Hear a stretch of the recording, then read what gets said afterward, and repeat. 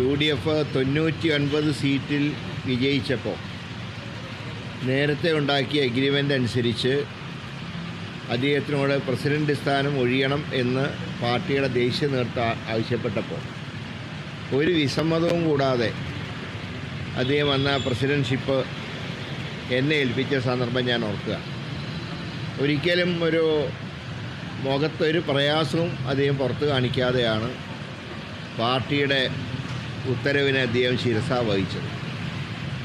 അതുപോലെ 2016 ഞാൻ വട്ടിയൂർക്കാവിൽ വീണ്ടും മത്സരിക്കുമ്പോൾ ആദ്യത്തെ തെരഞ്ഞെടുപ്പ് കൺവെൻഷൻ ഉദ്ഘാടനം ചെയ്യാൻ രമേശ് ചെന്നിത്തലയാണ് നിശ്ചയിച്ചിരുന്നെങ്കിലും അന്ന് കൊല്ലത്തുണ്ടായ വെടിക്കെട്ട് അപകടത്തിനെ തുടർന്ന് കൺവെൻഷൻ മാറ്റിവെക്കുകയും പുതുക്കിയ തീയതിയിൽ രമേശ് സ്ഥലത്തില്ല.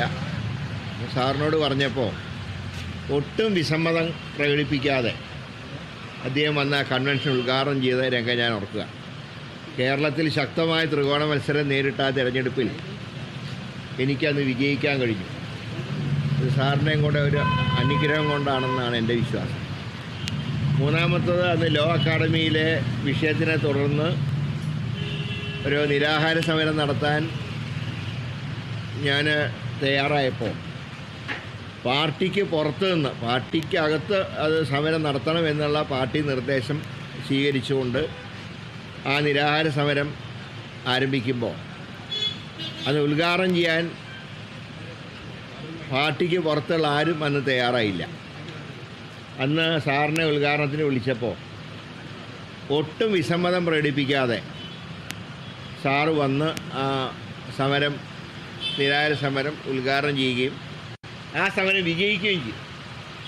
ഇങ്ങനെയുള്ള എല്ലാ സന്ദർഭങ്ങളിലും പാർട്ടിയുടെ നിർദ്ദേശമനുസരിച്ച് പ്രവർത്തിച്ച സാറിൻ്റെ നിര്യാണം ഈ സന്ദർഭത്തിൽ പാർട്ടിക്കൊരു കനത്ത ആഘാതം തന്നെയാണ് എന്നുള്ള കാര്യത്തിൽ സംശയമില്ല.